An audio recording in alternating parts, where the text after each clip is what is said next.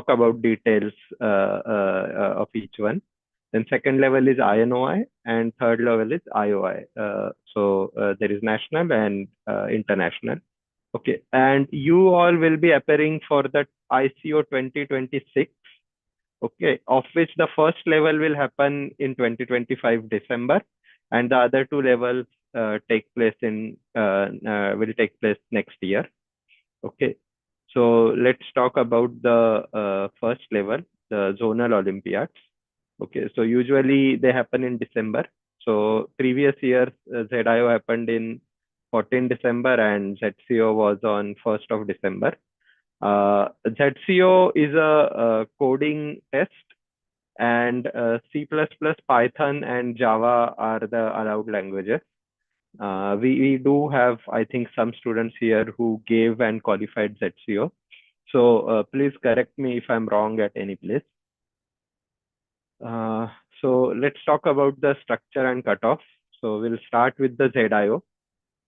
So ZIO, it's a pen and paper exam. You also have a calculator. You are given a calculator, I believe. So it will be a 3-hour exam, a total of 80 marks. So you have 4 questions of 20 marks each. And each question will have 3 subparts, A, B, and C. And most of them will either have an integer type answer or something like that. Okay. And you get 5 marks for each subpart. And if you solve all 3 of them, you get an additional 5 marks. So if you get only A and B correct, you'll get 10 marks. If you get A, B, C all correct, you'll get 20 marks for that question. Okay. So let's see the previous year's cutoff. So now they have different cutoffs for male and female. In the bracket, I have written for females and the others is for males. So you can check which standard you are in and what cutoff you can expect. But note that the difficulty level varies vastly every year. For example, previous year's paper, the last year's paper was a bit difficult, and even the highest cutoff was around 40. But if you see the ZIO 2024, the cutoff was around 55. So cutoffs will change year after year. But you can see that even by just getting 30 or 35 marks, you can easily qualify the exam. And 30 and 35, I think, can be easily achieved just by solving A and B parts of the questions. And if you are in standard 8 or standard 7 and below, the cutoff is going to be very low. If you get one question completely correct, you can consider yourself qualified. And well, unlike other Olympiads, this is not very popular. So if you see, only 600 students gave ZIO last year and around 100 of them qualified. And ZCO has a similar structure, but it's a coding exam. So you'll have 2 coding questions and you'll have multiple subtasks within them. And you'll have multiple test cases. And I'm not exactly sure how the score is calculated. I believe the more test cases you get correct, the more score you'll have. Okay, around 500 students participated in ZCO, and again 100 were chosen. So around 200 are chosen from ZIO and ZCO combined, and then they appear for the INOI, and we'll discuss about it later. But we'll now mainly focus on ZCO and ZIO structure and syllabus, because at least for the INOI, the syllabus is going to be same. So what is the content of this exam? So first is algorithm. Some of you might have heard names like greedy algorithms, dynamic programming, graph algorithms. So this is the first part that will be covered in the course. Then data structures, stacks, queues, and relevant data structures, maybe linked list, arrays. These data structures are required, and they might not be required for ZIO, but like a theoretical knowledge of them will help, and definitely you'll need them in ZCO. Graph is one of the important topics. You usually get one question where at least some application of graphs is needed in ZCO. So graphs and graph related algorithms, I think Murli sir will talk in detail about it.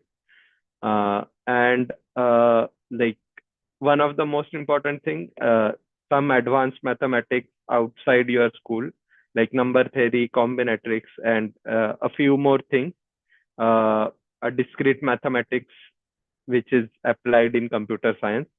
Now that is needed, and most of the course we will be focusing on the mathematics. At least from my side, it won't be very rigorous. We'll mainly worry about how to apply mathematics to solve all these computational problems. Okay. And to everyone who is giving ZIO is going to be more math focused. Even if you are not aware about all the algorithms or data structures, even with a decent knowledge of mathematics, you can clear ZIO. That is not the case for ZCO. ZCO has a typical computative programming type problems. Okay, you will need a good understanding of algorithms and data structure to solve them. So some helpful material. So this is a typical book. I'll share this PDF, so you can get this book online. Okay, so a competitive programmer's handbook. So it has all the basic knowledge related to all the topics covered in ZIO and ZCO. I think it is also available on their website. Okay, and then there is this really nice set of problems by Yusako.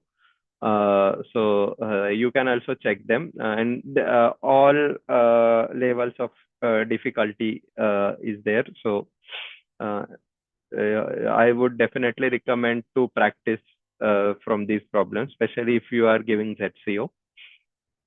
Okay. And now we'll talk about aim of this program. So there are at least for the first few months, we'll mainly be focusing on the contents of ZIO and ZCO, and it will be a math heavy program. We will have relatively more math than we had last year. Okay, and we'll mainly be focusing on applied math and how we can use it. We will do few PYQs every class, and any concept related to that that will be taught in the next class. Okay, Murli sir, if you want to add anything for this topic. Yeah, mostly ZIO is more computational, and sometimes the computations can be pretty heavy. If you really look at the ZIO 2024 last question, it's pretty cumbersome computation, which was pretty long and then very much error prone. So what we'll be teaching is that some of the basic math in combinatories like NCR and NPR, and as well as some math which is required for dynamic programming, which is about using the tiling problems. We can learn how to set up a recurrence relation, and then how to change that into how to code that into a very efficient program, depending on how much meaning how bad the recurrence relation is. Most of the problems which occur in ZIO are essentially straightforward, in the sense that you need more computation, and but one key idea is built into that one. So if you understand that key idea and then unravel that, the rest is basically what the mathematicians call is a trivial thing, which is computation. So that unraveling that key part is what we will be teaching in the ZIO part. In the first three lectures, which I will be taking, we will look at the basic combinatories, and then also the problems from ZIO, which use those combinatories to which have appeared in the previous year. So that's what we will be doing. After that, later in the course, probably I will come back and then discuss some graph algorithms as well. Okay, thank you, sir. Let's go to the next session. So some advice for students, like based on my experience of the previous class. And again, the first and most important. Now, some of you might have discovered this Olympiad because you have done some coding and you were interested in maybe you have learned some programming language, something, and you think you like solving computative programming problems, and you found that okay, there is an Olympiad for this. Okay, but note that coding and computer science, there is a very small intersection. They are, I would say, two very different things. And if you think you like coding but you don't like doing maths, then it's going to be difficult especially to qualify for ZIO. Okay, so do not ignore math. This course, there is a reason this course will be a math heavy course. You can just check any previous year paper and you'll see. Okay, second thing, this is my observation from the previous class. So this class, you'll have 2 classes in a week, but other than that, you are expected to spend time on your own to practice, to learn some theory or to do some coding. Okay, you cannot just rely on class. So spend at least 4 5 hours a week other than class on this if you are serious about qualifying this exam. Third thing is practice, especially practice and learn coding, I would say. Those who are only planning to give ZIO, note that you almost have 12 months. It is possible to learn one coding language and practice at least some problems, because even if you qualify ZIO, you'll need to learn coding to appear for INOI. So I would recommend to learn C++ and practice at least 2 to 3 good coding problems a week. You can start by just those who already know coding. You can start by that USACO guide link. Okay, there are some really good competitive programming problems there of all various topics. Those who don't know how to code yet, I can share some coding lectures link. I would recommend learning either C++ or Python. Python is very easy. You can learn it within a month. Okay, C++ might take a couple of months, but I would highly recommend to start coding. Anything else you want to add, Murli sir, here? Um, yeah, what you said is that really makes a lot of sense, because you cannot ignore math, well, even in ZCO. Let me show you one practical problem, which is 1 minute. Do I have that here? Um, one second. Just hold on for a minute. And Until Murli sir gets the document. So Mihir, they anyways need C++ when they qualify into Yes, INOI, right? So yes, would it make more sense to just directly start learning C++ instead of doing Python or some other language yes, first yes. and then moving on to C++? Definitely, definitely. Yeah. C++ Mm, is a bit difficult language. So sometimes some people struggle. That's why I suggested Python. But yeah, you mhm, can start with C++ directly also. mhm. mm, Because that's what they eventually need in INOI, right? Yes, yes. yeah, anyway, I Yeah. couldn't find that thing. I will show you later on. See, some of the problems which have appeared in the past, even in ZCO, if you really know the math behind that, it becomes a very simple dynamic programming problem. Otherwise, you'll be doing a recursion, which will be sort of an unending recursion, and then you'll also get into efficiency issues and then time limit issues and so on. So the point which I was making is that do not ignore math. That's a very sane advice. And if you are afraid of math, don't worry. We will.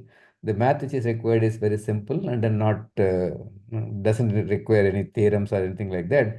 Just some sort of an algorithm and strategizing for solving certain kind of problems. That's what the whole thing is about.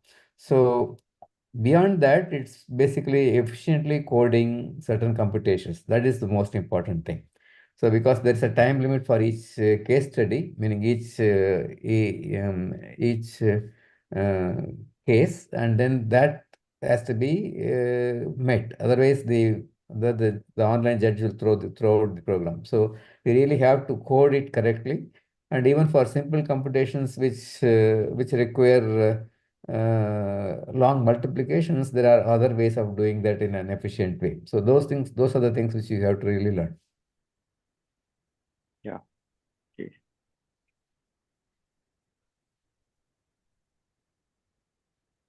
Okay. And I'll just quickly talk about the next level, INOI. So some of you here have already qualified for the INOI 2025. Okay. So this year it will happen on 9th of February. Okay. It takes place usually in February. Again, only C++ is allowed. And from INOI, around 30 students will be selected for the IOI training camp. IOI is the International Olympiad. And from IOITC, 4 students are selected to appear for the IOI. And I think, yeah, that's about it, about the exam and everything. So any questions? One more thing here, the C++ which is required is not very hard to learn. You don't need very hard constructs, like meaning basically from what I have seen, you don't need a object I orientation see. of hard coding and so on. Oh, But okay. most of them are very computational, and then even the basic data structures would do. And C++ is not that hard to learn if you already know one language like Java or Yes. something like that. And so don't be afraid of learning that new language. It's pretty brief, pretty brief. We will also discuss some C++, beginning C++ in the course itself, and we are planning to do that. And my guess is that it requires no more than a couple of weeks for your type of people with so much intelligence and enthusiasm to learn this language, the computer language, which is C++. So it's a very nice language as well. And very basic constructs are only required, not very difficult ones are not at all required at all. So don't be afraid of learning a new language. It can come very easily.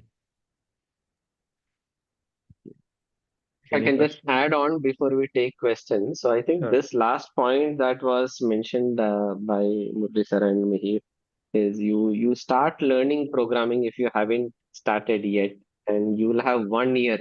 So don't keep a limited focus that okay, if I do a ZIO, I don't need to do coding, so let me just focus on ZIO and I will not worry about coding. When I have to give I know I learn coding. No, so that is a very short duration to learn coding. The kind of problems that we are going to do in the class, it will make more sense. It will be more fun. You can ask your fellow students also who have been returning students. If you know coding, it is more fun to put the problems into a code and then try to run the code and see what happens and see how efficient is the code. So in parallel, try to catch up. Try to do coding if you haven't started already. So maybe we can just take a quick raise hand as to how many of you are yet to begin with coding. If you can just do a raise hand, you are yet to start learning a coding language. Mhm. Mhm. Sure. Okay. One, two, three. Right. Sure. So if you start now, I think by, even if we keep add on to Mihir and what Murli sir said, so add on some more time period by March and all, you guys should get a good hang of the programming aspect. Okay. And another word of advice, as you know, as you grow older, you feel like you have a lot of knowledge, experience. You would like to give advice to younger people, but don't think of this as a sermon. This is just from experience of working with students like you. It is quite possible that you guys are doing really well back in your school, and you never had had sat in a cohort where everybody is super excited, super smart, and things like that. So it may be, or it could be a possibility that maybe some of you might feel, oh, before even I start working on this, somebody else has already solved that particular problem, or maybe they are able to do it better because they know coding. I don't know coding. So these thoughts are very natural. They may come to our mind, but trust me, it's not about where you start. Eventually, in the long run, everybody gets onto more or less the same phase. So just keep focusing on your work, and if you haven't done something earlier and it is challenging you, then you are in the right course, right? If what we are doing is not challenging you, probably this is not the best course for you. So when you see challenge, take it by your stride. And if you see there are people who are really smart in the class, in that, well, kudos, you can stand and applaud for them. But that shouldn't demotivate you in terms of, oh, I'm not able to follow, or somebody else is able to follow something faster or something. Yeah. Okay. So I think, yeah, we have spoken enough. We'll be happy to take questions if there are any. You can just do a raise hand. Uh, yeah.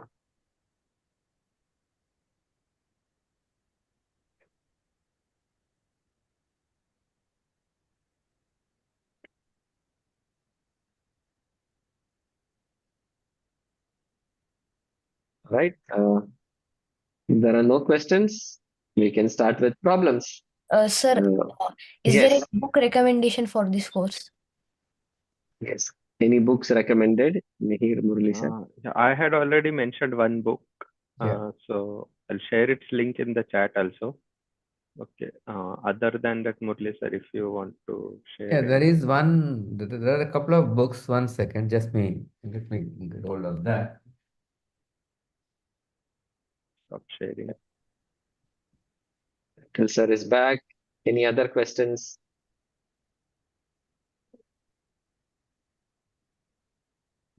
There are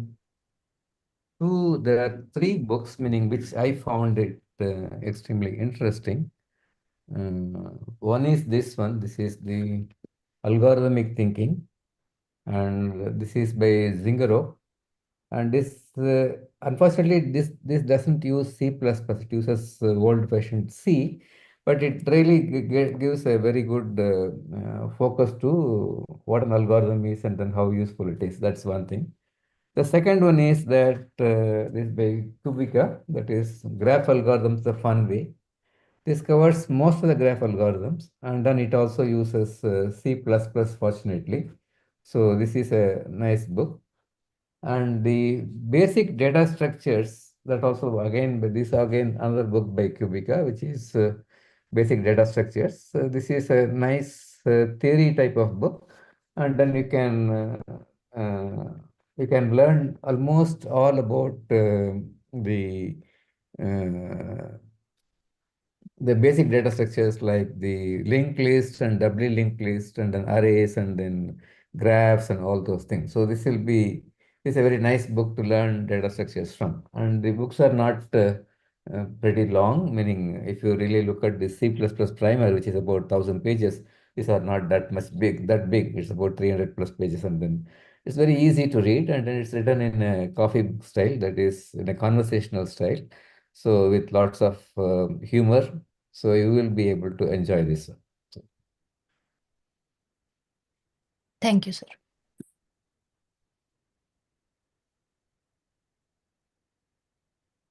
Right. Okay. So if some question pops up in your mind, maybe we can take it towards the end of the session today. Um, yeah. So shall we do some problem solving? We'll do a Sri Yes, Ganesh. sir. Okay. Right. So I'll share my screen, and instead of explaining the problem, I would urge you to read the problem and raise your hand if you have a question. And if you have an answer, you can send it to me in the chat privately. But primarily, I would want you to read the question, think about it, and ask your questions out aloud so that your questions might be helpful for somebody else as well.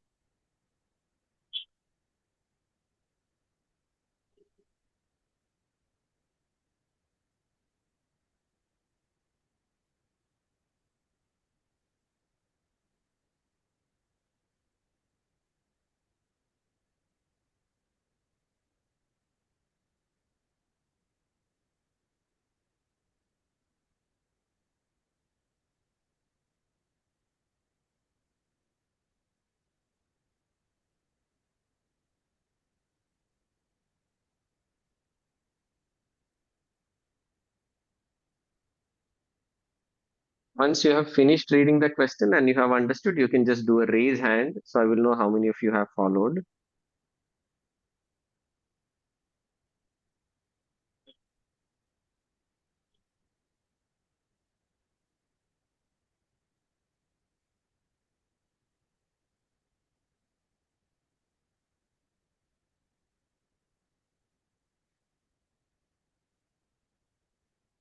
Okay. Dave, there is an option on Zoom to raise hand. If you can do that, then it will be easier to see. Okay, great. If parents are attending, they are also welcome to work on the problem. It's not a very hard one.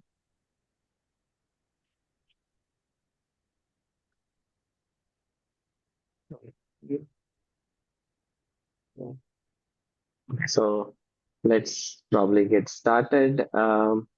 Right. So Dave, can you explain the problem to me? If I give you a particular sequence, let's say that 1, 3, 2, 4. Okay, if this is a sequence, what do you think is the um, sum of adjacent products going to be?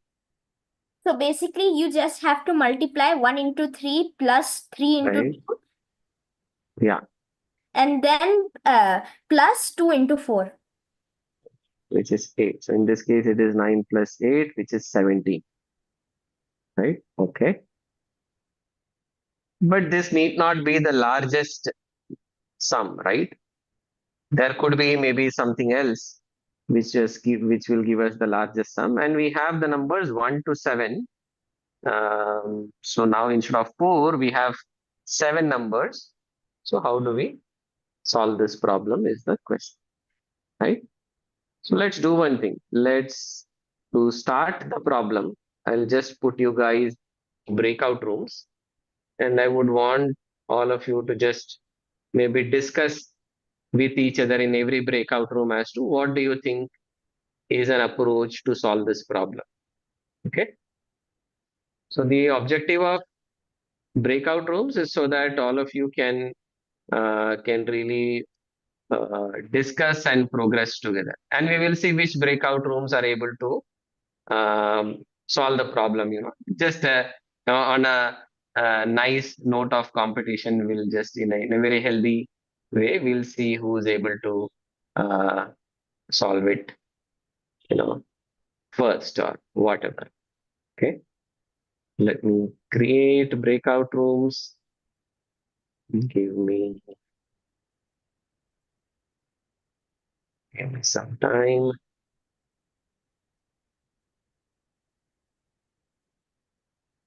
All right. I'm opening the breakout rooms. I'm enabling the chat to everybody. You guys can move on to the breakout room. Let me also make the Murli sir and everybody the co-host. So all of you also can jump into any breakout room that you want to. Maybe Murli sir, you can be in breakout room 1. Tejas, you can be in breakout room 2.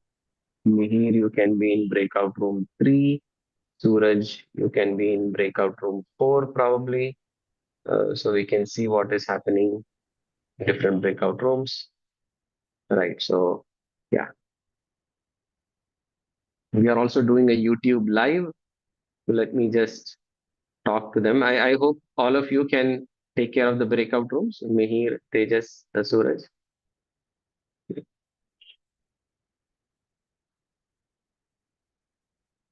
Tejas, can you join the breakout room? Suraj.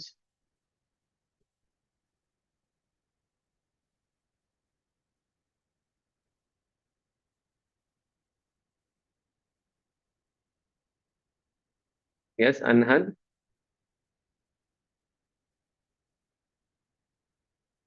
You're on mute, Anhan.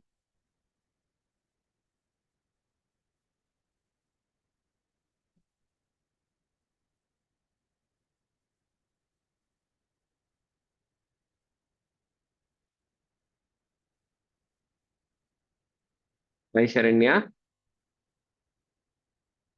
Sir, I got lost. Wait, what happened?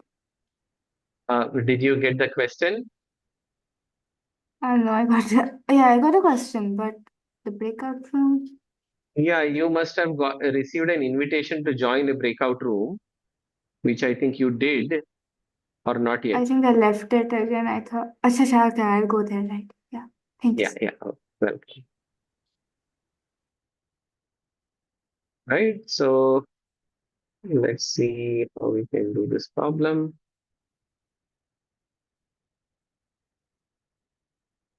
Sharon, you can join the breakout room.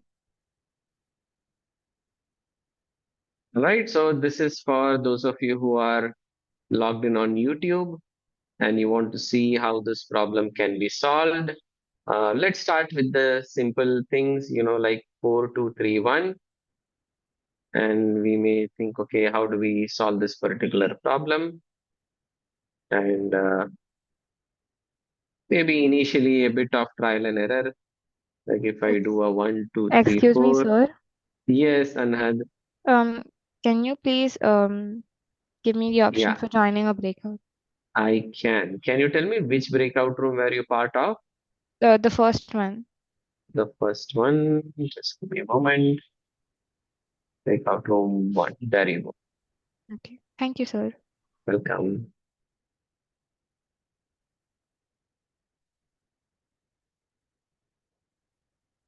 Right, so let's say that we start with this. The product of 1 and 2 is 2. The product of 2 and 3 is 6. This is 12. So we get 18. Now we want to check, can we do better than 18? Right? And maybe somebody might think, okay, instead of doing 1, 2, 3, 4, let me do 4, 3, 2, 1. Right? But then when we think about it, there is nothing that is changing in 4, 3, 2, 1 because it is still 12 and this is still 6 and this is still 2.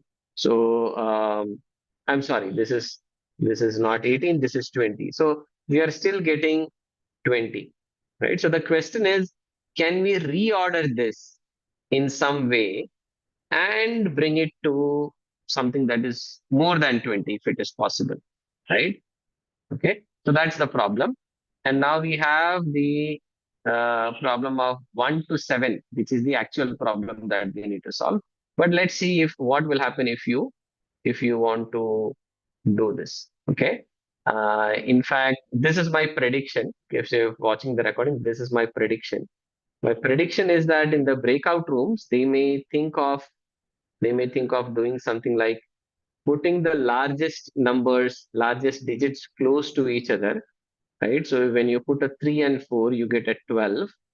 Now you want to put a 2, but if you place a 2 here, then it will give you the product as 6. But if you place a 2 here, it is going to give you the product 8. So it may make sense to make a 8 over there, right? So I put a 2 there, so I get a product 8, and then I can place a 1 over here, here, or here. But if I place a 1 here, then this is going to be 4 instead of 8, right? 4 times 1. So that's not a good idea. If I place a 1 here, again, that 4 times 1 is going to be 4. It's not going to be 12. So not a good idea. If I place a 1 here, then 2 times 1 is going to be 2. But if I place a 1 here, 1 times 3 is going to be 3, right? And 3 is better than the other option of 2 here. So you place 3, 4, 2, and if you place a 1 over here, this is going to be 3, this is going to be 12, this is going to be 8. And there we have the answer as 20 plus 3, 23. Okay. And let me just quickly look at the chat. What were the answers given? I think somebody misunderstood the question. Somebody gave the answer as 112. Somebody gave the answer as 20.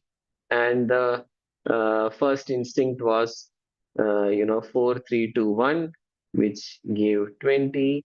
Let's see if there are some other answers. Somebody got the answer as, oh, wait. Our original problem is 1 to 7, right? Yeah. So people would have solved for 1 to 7. And ideally, the answer should be, you place 7 and then you place a 6. So you get a 42. Now, where do you place 5? 5 you can place here. 5 times 7 is going to be 35. And 4, where do you place 4? You can place 4 next to 6 because that will give you a better product than placing it next to 5. So you can place a 3 here. 5 times 3 is 15, and you can place a 2 here. This is going to be 8, and you can place a 1 here, which is going to be 3. So 3 plus 15 plus 35, this is 50, 15, 92, 92, 100, 127. Let me see in the chat if anybody got the answer as 127. My guess is they may not have, and my guess is correct. People have got 112, 113, and 112. So let's see what they are going to come back with. I'm going to hop onto a breakout room and see what's happening there. And if they have found the solution, then we will come back and we'll see what was their approach and we'll see if it matches with my prediction. Okay, so stay tuned.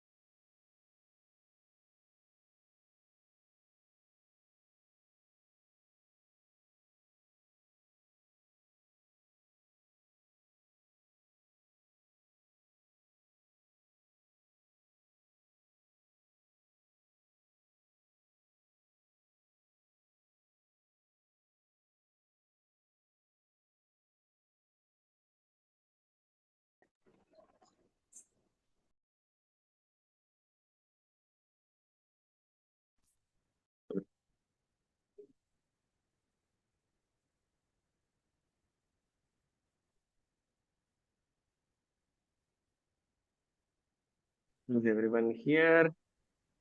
You just see there are a few of them. Okay, in one of the breakout rooms, there is uh, some real discussion happening. Let's just wait for a few seconds and they should be here. Right. Let me just, until they come, let me just ask how many of you are confident of your answer? If you can just do a raise hand. I'm pretty confident of my answer. Okay. Now let me ask the next question. On a scale of 1 to 10, okay, what would be your confidence level?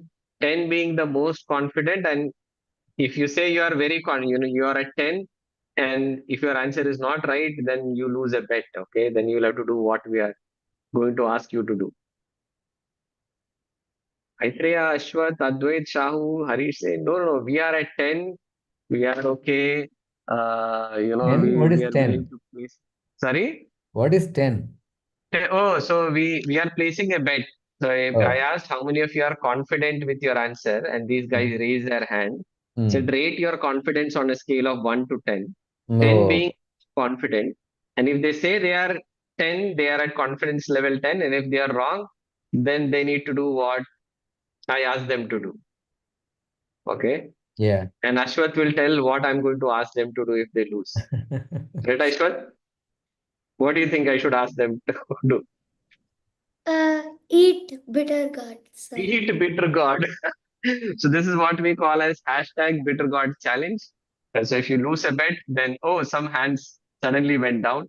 Okay, so if you lose the bet, then you have to eat bitter gourd. Okay, and send a video of you eating bitter gourd.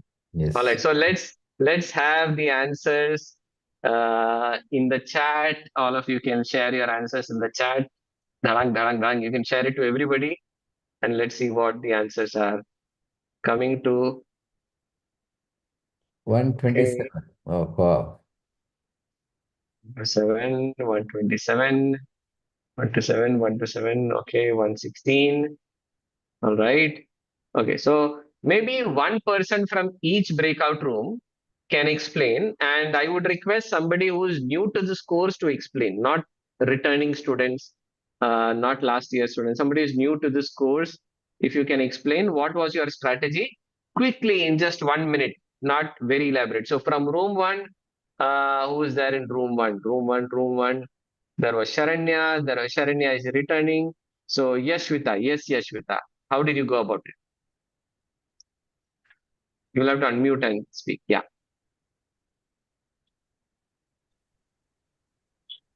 Yashvita? Sir, I can't hear you. Now I can. Yeah, go ahead.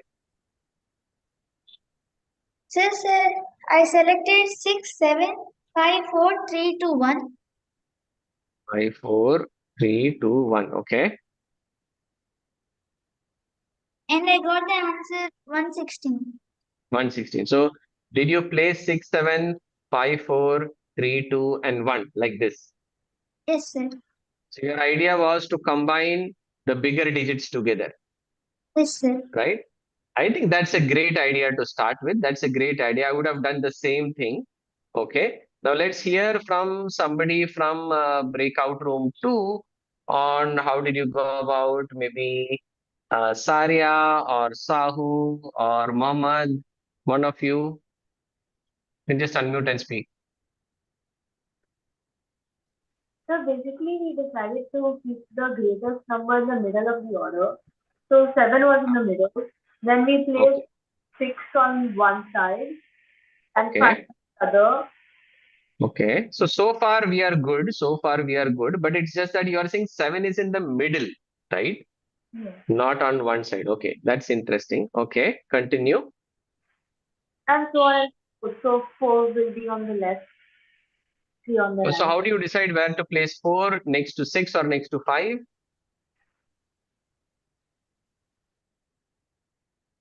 So because 6 into 4 will be like 24 and 5 Right. into 4 is 20. So 6 Right. into 4 is later. Right. So this is 7. Next to 7 you place 6 and 5, and 4 if you place next to 6, that gives you 24. Now for 3, if you place it next to 5, it gives you 15. If you place 3 here, it gives you 12. So 3 can go here. 2, if you place next to 3, it gives you 6. But if you place next to 4, it is 2. Now for 1, it is better that we place it next to 3 instead of 2. So now when we multiply, this is going to be 8, this is going to be 24, this is going to be 42. Help me with the addition. This is going to be 35, this is going to be 15, and this is going to be 3. So this is 50, this is 50, 100, and 27. Right? So 127 is the right answer. So if this was a math class, maybe we could have then gotten into some more how do we prove it and things like that. but a very, very simple way to prove or to argue is that at every point we are looking at getting the maximum product, right? Maximum product. In other words, we are being greedy, right? At every point, we are being greedy. We want the maximum sum every time, and we do that, and then we get a particular result. Okay. So before we move on to the next problem, can somebody in breakout room 3 tell me whether this was the approach that you got, or you got a different answer, you got a different order, perhaps? What was your approach? Aitreya, Advait, Anurag, Arnav, one of you maybe. Sir, right? Yeah, go ahead. Sir, actually we came with a different approach. Sir, the answer was wrong, but it was different. First, like we used three numbers. Like we used 1, 2, and 3, and then we tried to place it for the maximum sum possible. Okay. So then we got 1, 3, 2. Then we used then we used 4 numbers with the same arrangement. Then we got 4, 1, 3. Yeah, we got 4. Like we got some 4, 1, 3, 2. Okay. I don't remember. So yeah, that was the largest number we got. Then we used 5 digits. Go ahead. 5 digits. Okay. Then 6, then 7. We placed like the new number in between the two other numbers. Okay. I see. So what I really liked about your idea was you started small, right? And then you saw, how do I solve this small problem? And then you slowly started going to bigger and bigger numbers and try to solve that. So the idea is good. It's just that when you place a number in between, you're losing out on the product, right? If you place 1 between 4 and 3, it is creating a smaller product. So I think that was the only technical thing, but otherwise your idea is also good. Okay. Sir, it was not exactly my idea. Yeah. I mean, you're in the sense as a group. Okay. All right. So let me just lower. Any questions on this, or can we move on to another problem?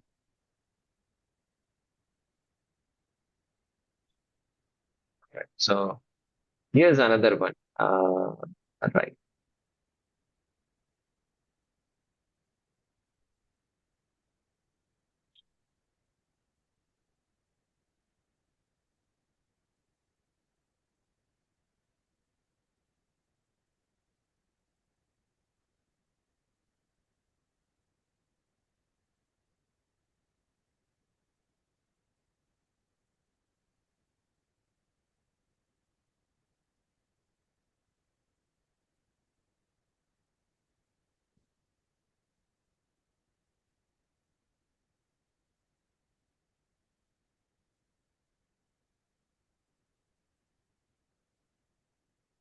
Again, just do a raise hand. Once you are clear with the question, you have understood the question, you can do a raise hand so I'll know how many of you have understood the question. If you have a doubt, just unmute and ask.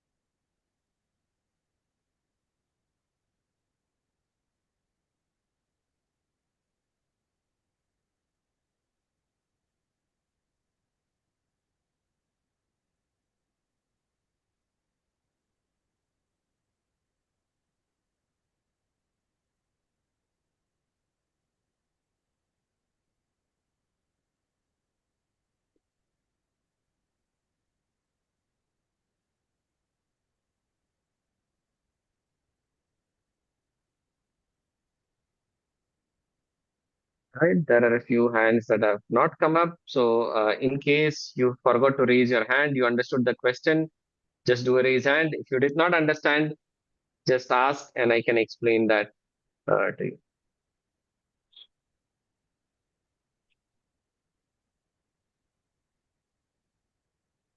Sharanya, can you tell me which part is not clear?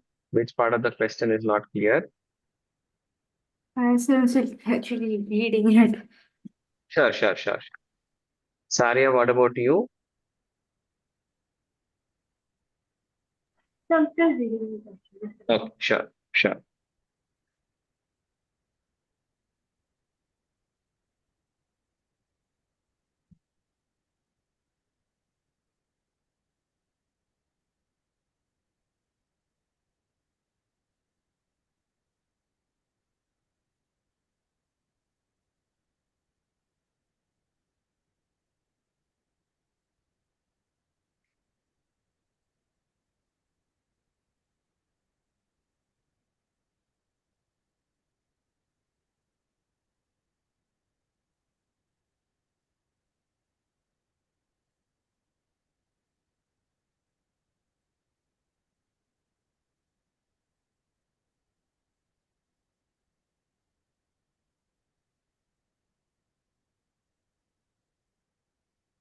Right, I'm opening the breakout rooms. This time, what we will do is you guys will discuss in the breakout rooms, but the faculties and everybody like Tejas, Mihir, and Murli sir will just observe how the discussion is happening. So you can't ask them. You can ask them doubts as if you have a question, but we'll do the final discussion when we come back to the main room.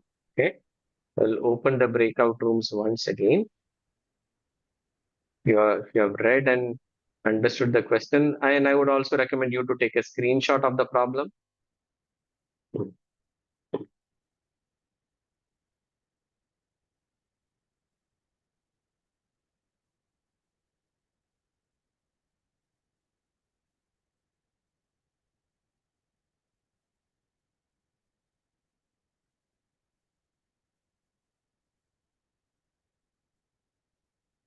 All right.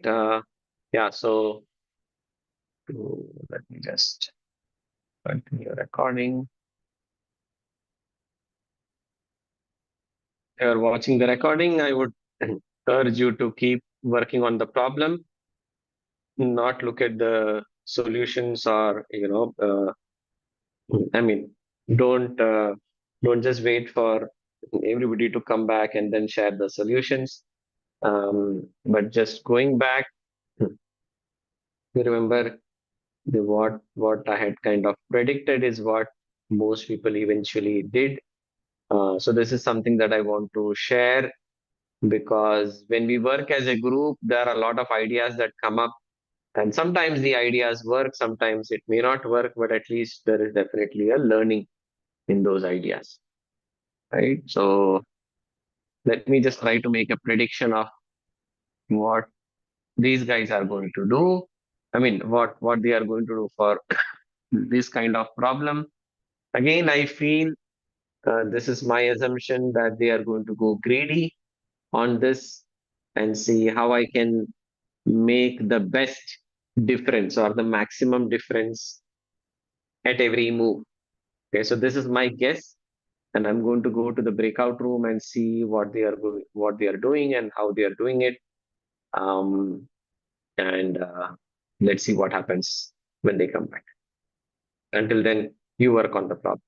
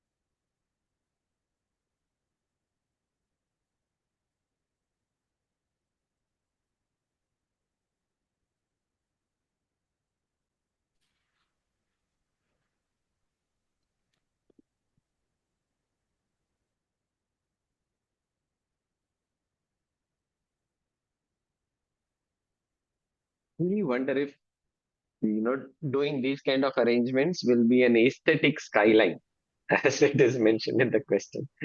That's that's quite interesting to plan an aesthetic skyline. Sorry. Right, is everyone here? Right, so let's see the recording. Okay, maybe we can start with breakout room 3. Somebody from breakout room 3, can you tell us your answer and what was your approach?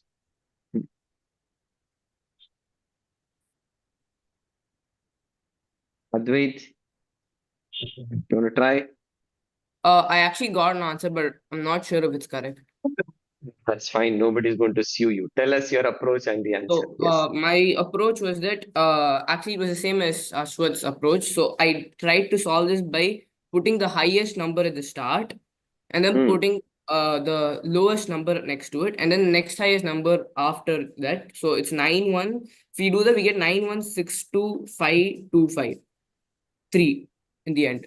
5 2 5 3. So your idea was you put the biggest number followed by a smaller number, and then the next biggest possible, and the next smallest possible, and the next biggest, next smallest, and so on and so forth. Right?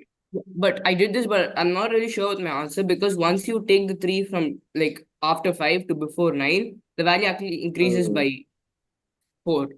So I'm Right. not sure So if this answer is 9 correct. 1 6 2 5. But I think it's a good starting point. So what is the score that you get when you do in this way, when you put 3 at the end to the right?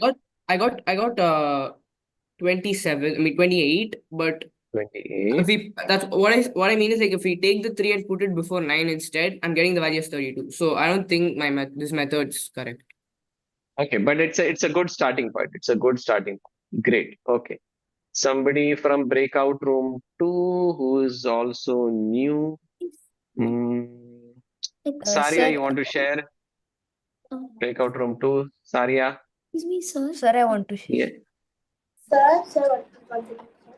Okay, Sir, one I second. actually, Right now in breakout room 2, I can see Malolan, Saria, and Shahu were in breakout room 2. Maybe one of you, Shahu or Saria, would you can start explaining. Yeah. sir, I'm so sorry to interrupt, sir, but Yes. like building off of Advait, sir, I got like a higher number. Okay, hold on. We'll get there. Sir, I I just have a want. doubt. Okay, doubt. Okay, Athray, go ahead. Sir, actually, can you tell what was happening after the breakout room? I just left.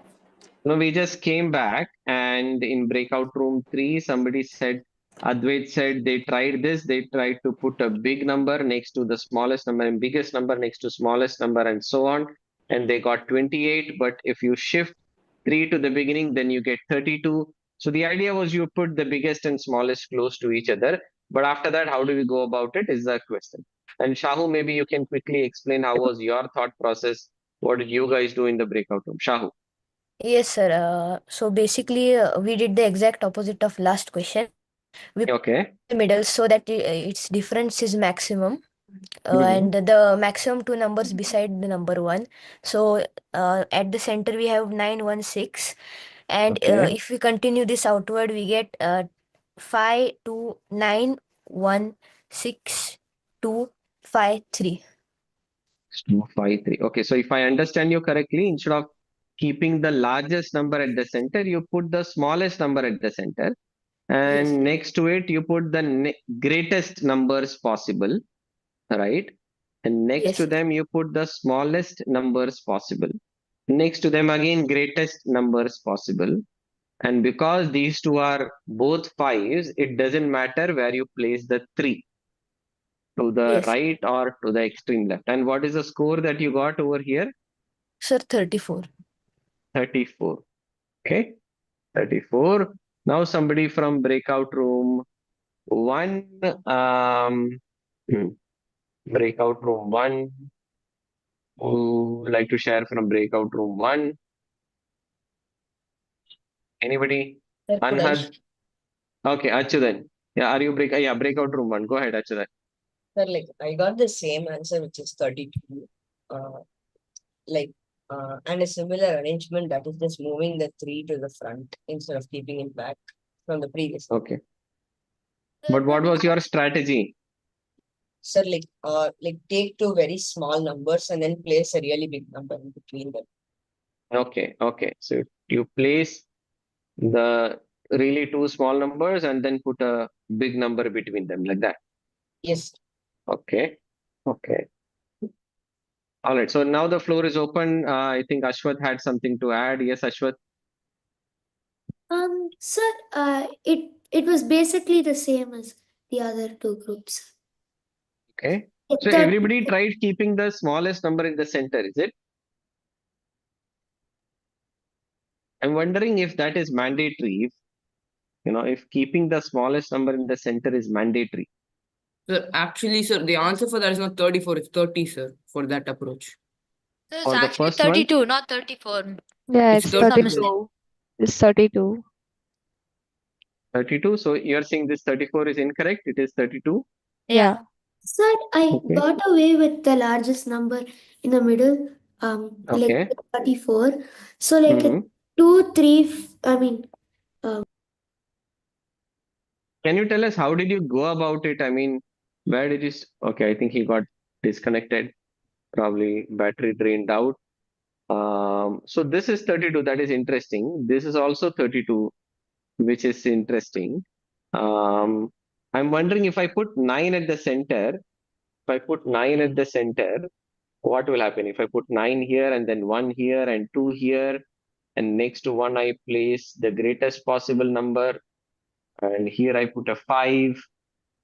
Um, is this a good way to go about? But then I have a confusion. If I have this, should I place a 5 here or should I place a 5? I mean, 6 here. What will be a Uh, better way to The go second about Sir, it? you one, I should guess. the first one. First one's better. Really? Why? Sir, Actually, because 6 minus 1 is 5, and that is 5 minus 2 is 3. So the sum we get is 8. actually 8. both of them Here it are is. Oh, like same. both of them Yeah, work yeah. well. So Now I'm in a fix. I mean, in this case, maybe I just got lucky that I do either way, I'm getting 8. But how do I know that which one could be better if there is a something like a tiebreaker, like a tie, or maybe something um, where we have a situation like this? Arnav? So I used a strategy to solve this. So I realized that the really large heights, if you can take the difference between two adjacent heights, and if you have with the larger heights two smaller heights surrounding them, the larger heights get, like, if you take the difference and you express it as a sum, you count the larger height twice. So in the problem that we did, I put five at one of the ends because it's the smallest number which we can add, but you can add the larger numbers, and I put at the other end, I put 3 because we'll end up subtracting that only once and not like with the other numbers. You can. And were you able to get 32? Yeah, I got 32. I see. Okay. Ashwath? sir, I'm so sorry, sir. My battery died. Battery. Yeah. Go ahead. Uh, Yeah. sir, like what were we doing right now? Like, No. We are just discussing different strategies. So I asked, is it mandatory that we keep the smallest number at the center, or can we go about doing something else? And there were different strategies that people were sharing. How did they work on that problem? okay, sir. I got 52619,253, sir. 52619,253, and then you got 32 for this. I think I got 34, sir. 34. This is 3. This is 4. This is 5. This is 8. This is 7. This is 3. This is 2. This is going to be 15. I made a mistake. Yeah, it's 32, sir. 32, right? Yeah, 32. sir. Okay. So let's also try to imagine if we are kind of something, we are trying to come up with an algorithm, then we'll have to put certain processes, right? Where we don't have to use our brain at every stage and we don't have to make decisions. Should we do this or should we? The algorithm will just execute it very efficiently. So one way to go about is you place the smallest number at the center, right? And next to that, place the largest, right? And then, or maybe you start with the smallest. On one side, you place the largest. Now you look at which is the next smallest. I mean, which is the smallest number now. So there is a 2. You place that next to 9. And then you can say which is the largest, right? So that largest is 6. You can put that over there and then you can continue and go ahead. So while there might be some other trial and errors that also got 32, but it is not guaranteed that if it is a separate set of numbers that you will always get 32, right? So, and that is where we need these algorithms. So here also, if you are proceeding something like this, you put the greatest number in the center and then you make the least number to one side and the next least to the other side and so on and so forth. You can make use of this difference. And again, once again, what you're doing is you are being greedy over there, right? So this algorithm, these kind of approaches is what we call as a greedy algorithm. And what greedy algorithm does is it just tries to be greedy without worrying, whether it is good for the future or it is not good for the future. Okay. So if you can think of something from your real life example, let's say there are some 100 chocolates in your refrigerator. Greedy algorithm means you'll eat as many and as much as you can on a day without worrying about whether it is going to give you a tummy ache tomorrow or not. So that's being greedy. Okay. That's not very good in real life. But in some solving some of these problems, greedy algorithms work really well. Not that it will always work, but in many problems they work. And you will see that in this course also you will encounter a lot of problems where you may want to think, is it a greedy approach that I need to take, or is it a different approach that I need to take? What will give me the best possible result?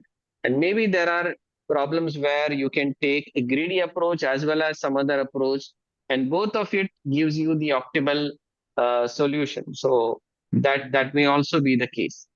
Okay. So these were two problems that I wanted to introduce, which are based on greedy approach. I can see hands raised, Achudan. I'll come to you in some time. Same with Aitreya. Let me just give you two problems to think upon at home. Okay. Before we close the session, then I can take questions, comments, and things like that. Okay. So this is one of my favorite problems. Maybe I've done this problem with maybe some of you. It's called greedy pickle monster problem. Okay. So there is a pickle monster. There's a monster who likes pickles. Okay. Really? Monsters love pickles? You think so? So there is a monster, let us say, who loves pickles, and there are some pickle jars. So there is one pickle jar and there is one piece of pickle in that. There is another pickle jar. There are two pieces of pickles in that. There is the third pickle jar which has 3. There is fourth which has 4, and so on. And let's say this is the 100th pickle jar. Okay. So 1, 2, 3, 4, all the way up to 100. Okay. Now, the pickle monster, the pickle monster wants to finish the pickles in the least number of days. Okay, least number of days. But it cannot just eat all the pickles together at one go.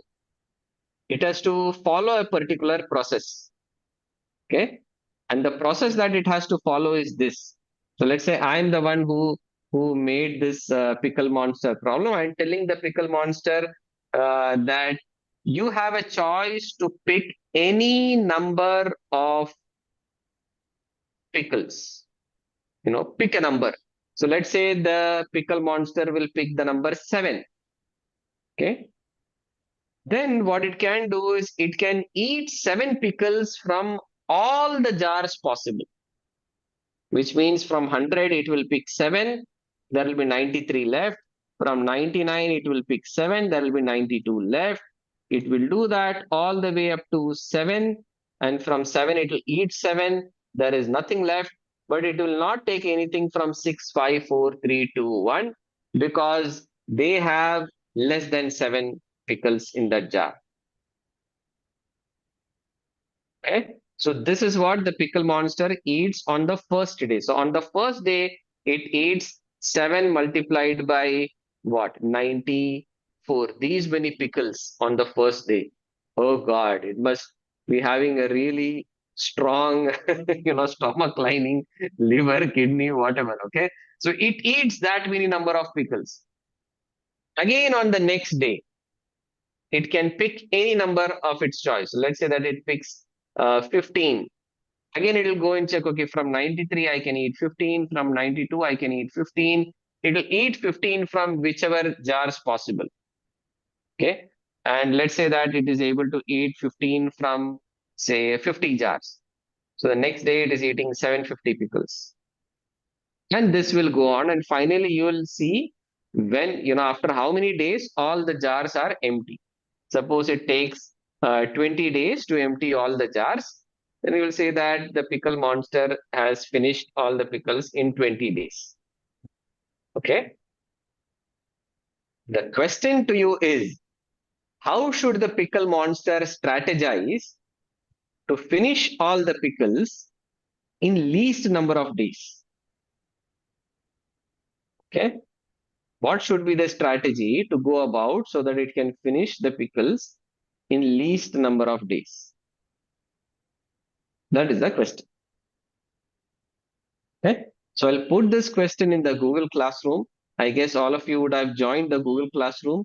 If not, please contact raisingaMathematician@gmail.com and they'll help you with joining the Google Classroom.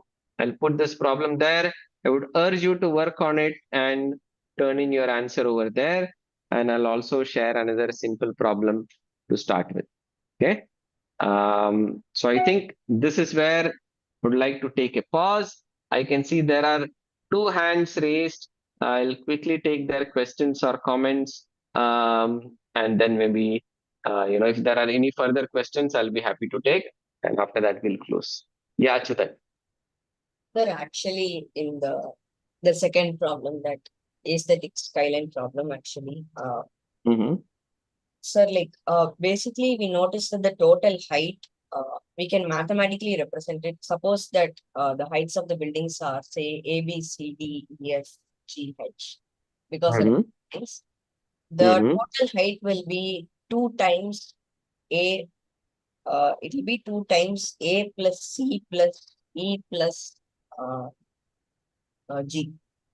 2 times A plus B plus, sorry, A plus C plus E plus G minus 2 times the remaining, which is B plus D plus. So which are the numbers that you're taking as A, B, C, D? I mean, are like maximum numbers like 9, 6, 5, and 5. Oh, the bigger numbers. Yes, sir. And then the smaller numbers for the remaining. Okay. And the answer comes out to be 32. 32. Oh, so you're saying in this case, you will do 9, 6, 5, 5 as A, B, C, D. So not like A, B, C, D, like the alternate places, basically. The alternate order. Okay. So 9, 1, and then 6, 2, 5, 2, 5, 3, like this. Yes, something like that. And then we add all of them. No, sir. Like we do 2 times the sum of the odd places minus 2 times the sum of the even. Okay. Sum of the odd places is 9, 6, 5, 5, which is 15 and 25. You double that, it is 50. And then 2 times the even places, 3 plus 2 plus 2 plus 1, which is 5, 6, 7, 8. 8 double of that is 16. Yes, sir. Right? Subtract both of them. Subtract both of them, you get 34. right? Or did I make a mistake? 6, 7, 8. Yeah. Sir, I think I made a mistake. Okay. Okay. Aitreya? Sir, Okay, I sir. didn't understand the meaning of an algorithm. Algorithm. Oh, algorithm is very simple to understand. Every day when we go to brush our teeth, we don't have to use our brain, right? Our hands are trained to go which teeth to brush first and which teeth to go next. It follows a process, right? It follows a process. Sir, Now, it's when like we a set talk of instructions given. set of instructions, right? So in this case, our brain is wired with a set of instructions that this is what you are supposed to do to brush your teeth. Okay. Yes. There is an algorithm to make tea. So your mother might be making tea in a different way. I might be making tea in a different way, but we all have a certain set of processes that we follow, Yes. right? We do algorithms in math also. When we do addition, subtraction, there are certain procedures. We don't have to use our brain over there. We just execute those procedures and we get the result. Like the addition algorithm, multiplication algorithm, division algorithm. It means the process, division process, addition process. You do a carryover. When you're subtracting, if there is 0, you cut that, you put a 9, right? Yes, sir. So those are algorithms.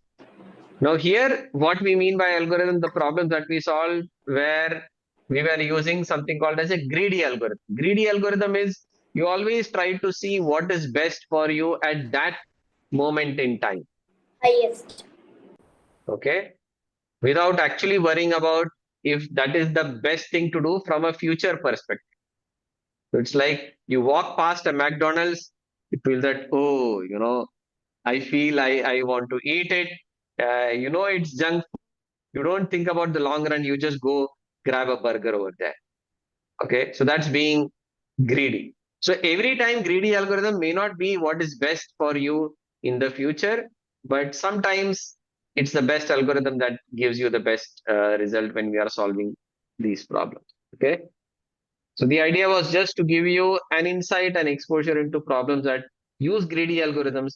You'll keep seeing many such algorithms as you work on problems, and then you will start to think, okay, for this problem, which approach should I use? Should I use greedy? Should I use something else? And so on and so on. Okay. But I really appreciate this question, and do ask these questions when somebody is doing the session, and get those clarified then and there. Okay.